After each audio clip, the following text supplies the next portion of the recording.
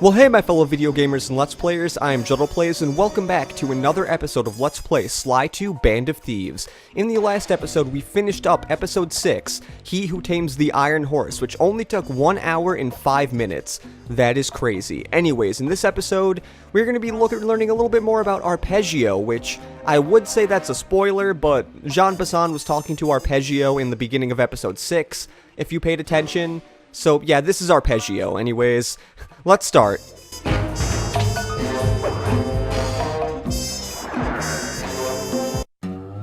Things just weren't right up in Canada. Random acts of violence were popping up like weeds, and the Northern Lights, well, they just weren't right. One night they'd be brighter than ever, and the next, gone. In Nunavut Bay, I overheard talk between Jean Bassan and his mysterious partner Arpeggio. Somehow, those two are behind it all. Tracking the source of the disturbance was easy. By simply following the lights, we were led north to an immense lumber camp. The sheer number of fallen trees advertised Jean Bassan's presence and that he was in possession of the clockwork talons. The Thieves Raccoonus makes numerous references to the talons slicing through plates of steel. A skilled lumberjack like Bassan could clear a forest in hours while wielding the artifacts. Those talons have got to go, both to finally do away with clockwork and to save the environment from his twisted sense of progress. The world just doesn't need to make space for another strip mall. Sly Cooper and the gang in Menace from the North, Now here's a little bit of a weird thing.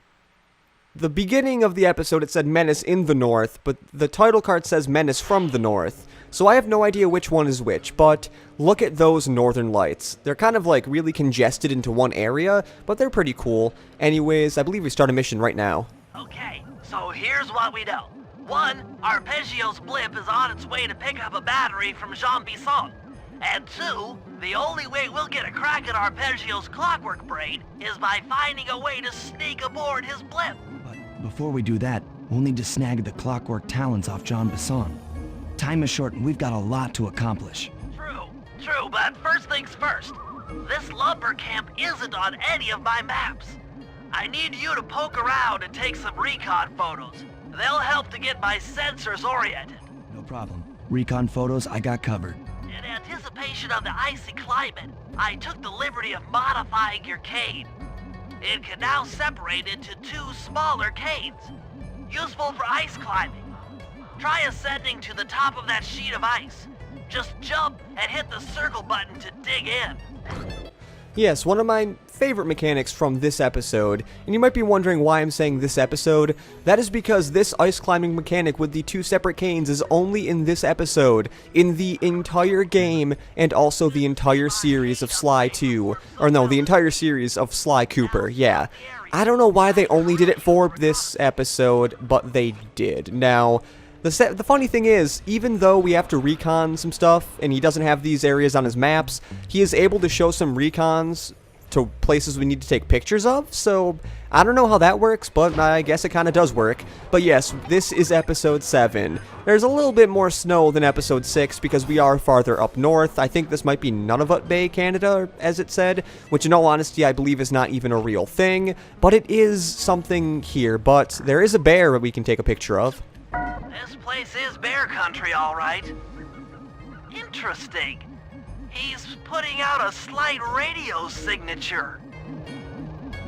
Now see, I really like how this episode has the episode 5-esque reconnaissance where we're going around the whole map taking pictures, because I don't know, something about going around the entire map taking pictures is just a lot more productive than just going around one single area and taking pictures of something, but that's just me. Now, I believe the next picture is around here somewhere. I'm not so sure if we can take a picture up from here, especially because we have to take a picture of it down there, so hopefully I do not get caught by that guy and can easily go on to here and take the picture. Now, can I... Oh, I can take it from here. I used to actually go down on the sawmill blades and take it before the weird, like, wood would hit me, but this is a lot easier. Those saw blades look particularly old. I guess this logging camp has been around for a while. Oh god, I don't know exactly why it took me this long to talk about this nitpicky thing, but something that's a little bit different with this version than the original version of the game is that for some reason in the original version of the game, the picture would kind of like zoom out and go at an angle and then Bentley would talk about it, but in this version of the game, it kind of just stays there. I don't know why that's a thing, and I don't know why I'm like really like not pet peeved, like really concerned about it. But yeah, that is something that I don't like. Now, is this a good place for this picture? Oh, it's perfect. John Bison's house. The lair of the beast. The den of evil. The epicenter of ecological destruction.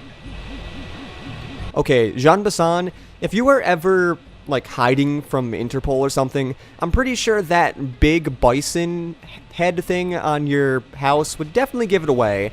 And that's just me, though. You could be a little bit different, but personally I feel like that is a stupid move, and I thought you could actually jump onto this here and do something, but I guess that's not the case.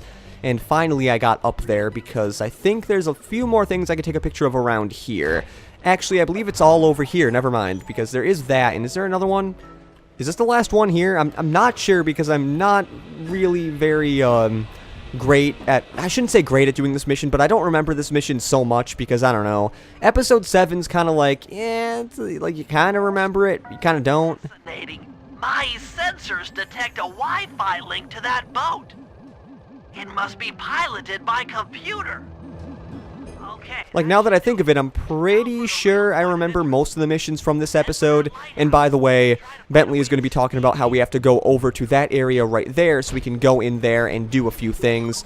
Now, I believe we're supposed to actually just go in the bottom, even though I think later on we have to actually climb up to the top, but luckily we can easily get over to this one weird abandoned lighthouse, or actually it's not even abandoned.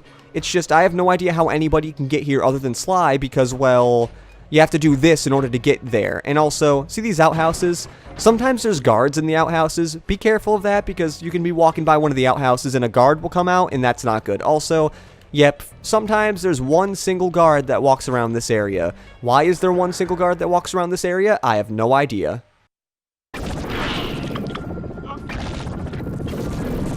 And yes, now we have to do more reconnaissance. Hopefully we can actually get this picture right when it goes by. Just looking at that spinner makes me dizzy. One of the hardest things to actually take a picture of in this game, and whoa, okay. For some reason... I was right. The entrance is barred from the inside. But I was about to say, I saw the marker there, but for some reason the picture thing wasn't really working that well, because the marker went away when I zoomed in, but then it came back. Yeah, I don't know, it's, who knows. That's the battery charger, but where's the battery arpeggios coming to pick up?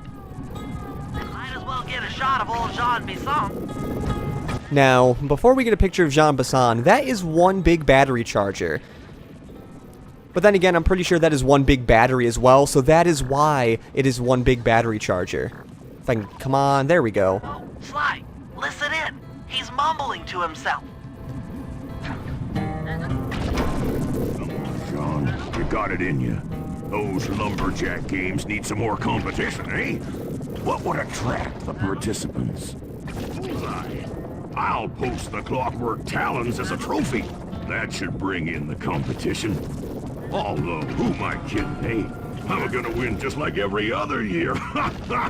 Oh, it's tough being this tough. It sure is, yeah. Head back to the safe house. We need to talk about these lumberjack games. Yes, that was one of the more longer reconnaissance missions in this, like, game. I was about to say this episode, but it's the only reconnaissance mission in the episode, so that wouldn't make sense. Well, guys, Jean Bisson has unknowingly thrown down the gauntlet. With the Clockwork Talons as a trophy, we'd be fools not to participate in his lumberjack games.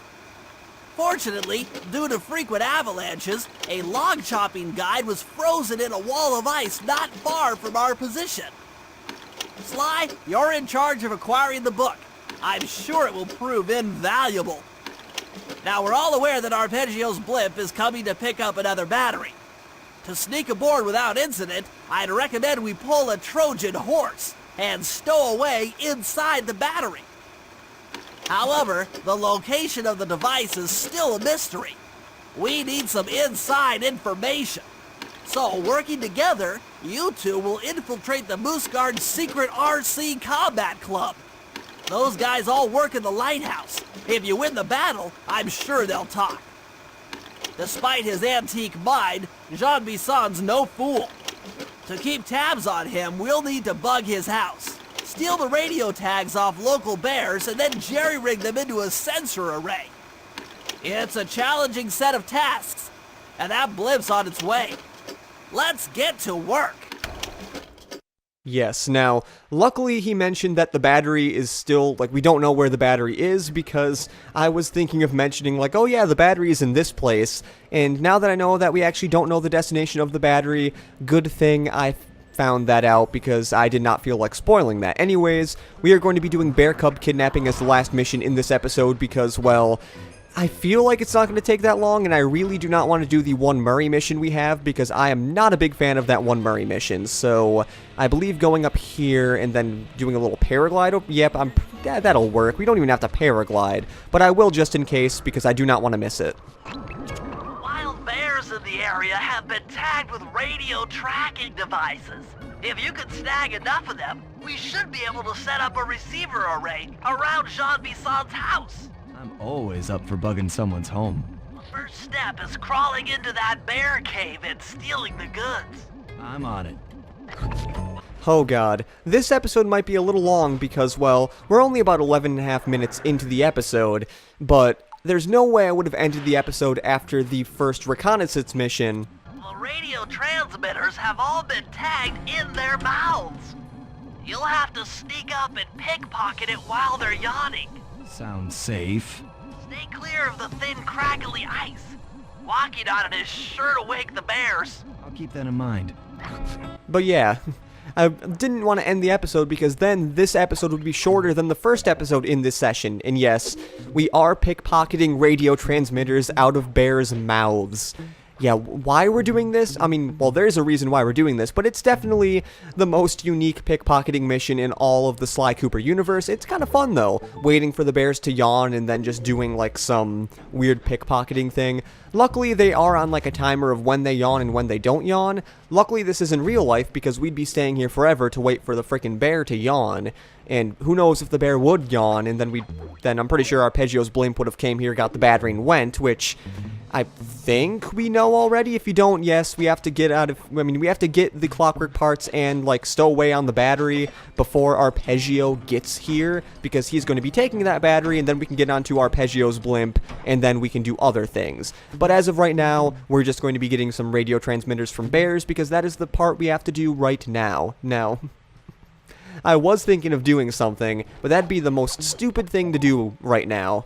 That would be, you could if you really want to, like, just smack the hell out of the bears, but yeah, the bad thing is you hit the bear with your cane, or you step on one little patch of ice, then all the bears somehow wake up, and then you lose the mission, and you have to get all of these over again. And in all honesty, I'd rather not get all of these over again, because that would just be kind of annoying. Now, the last stretch. One more bear to get, okay. Be careful here, try to get on, there we go, okay. Whew. That's a little iffy sometimes, you want to be kind of careful. Now, I'm pretty sure the first time I played this mission, I actually didn't know where this bear was for the longest of times. But no, the bear is over here by himself, all by his lonesome is what I'm trying to say. And we got the last radio transmitter.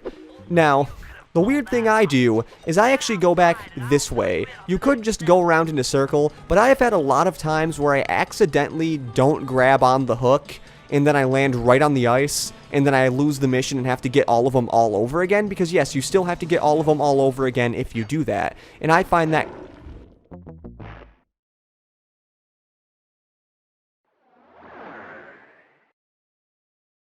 one place. There was one place that had ice, and I stepped on it. Okay, now we're gonna try to be a daredevil and try to do this weird thing we have here. Okay, back, then get this, and then jump. Okay, that worked a lot better than the other way, which I thought was actually easier, but that is faster, and I did that correctly. Now we can get out of the frickin' bear cave before I fail the mission again and have to get all 6 of them after getting all 6 of them the first time. The 4 from a receiver array, you'll have to place the radio transmitters in precise locations around Jean Bisson's base of operations. Seems easy enough. Once you're in position, hit the circle button to place the transmitter. Yes, now we have to actually go around the entire area and place all these transmitters back, or at least to the place that we need them to be. Now, I believe one of them is actually on the top of this weird, like, I was about to say water tower, but no, that is not a water tower, that is just some random area, which I believe we can get over to by actually jumping around. Oh, that's a thing right there. That is a hook that we need to use. Whew, good thing I was able to just go in the opposite direction and easily get that. But now I can just, kind of just jump down here and then put the transmitter there. That's good. Now, is there another place where I can get it from pretty easily? Well, there is one up there, but I don't think I can actually make it up there as of right now. 'Cause am I going to slip off of this? No, I'm not going to slip off of this. Can I jump back up, though? Oh, yes, I can. That is great, because now I can just go right on here and hopefully get right to where Jean Bisson's house is, and we can put it right there. Now, the one bad thing about this being the third episode of the session is that it has the third episode of the session syndrome. And if you don't know what that means is, I only record 3 videos in a session, so by the third episode, I've kind of ran out of things to talk about. So yeah, you get to the point where you're just talking about what you're doing, and there's not much stuff to actually talk about. I guess I could talk about a little bit of a college story, which I actually did want to talk about on a Jamaican session I had like earlier this week. But it turns out, yeah, I decided not to actually talk about that. But what happened was, I was in my health and nutrition class. I believe this was back on Wednesday, because I have it on Mondays and Wednesdays. This is a Monday, by the way, if you want to know, because it is one of the only times, the only surefire times I have to actually record while my roommate is not in the room. Which is why I kind of want to rush it right now, because I believe his class is going to be ending pretty soon, and I want to get this episode done and out of the way, because I would love to have this 3-episode session be great and good, and okay, the last 2 are actually over here. So, are we going to make, no, we're not going to make that, but luckily we had a good timing little log there that made it so we could actually make it over there. Now, please, little pedestal work, or don't. Yeah, for some reason, it's a little iffy to get this to work. You have to wait until it's a little, I don't know. I actually don't know the mechanics of that, but you do have to wait for a little bit to actually get that. And, okay, I guess there's one right here, which in all honesty, if I knew that one was there, I probably would have done it already, because that looked really easy. Now, where's the last one? Okay, the last one is somewhere over there. I don't know if that was closer than the one I just got, but who knows. So, going up here, little marker, show me your way. Let's get out of the way of you, because I don't want to accidentally get caught. Is there a way of getting up here? I think there is, but there's also little Grizzleface over here, and I don't want Grizzleface to actually get me, because that's not good. Now, is there a way to jump on? Yes, there is a way to jump right up here. I don't know if that's the way you're supposed to get up there, but that's the way I chose to actually get up there.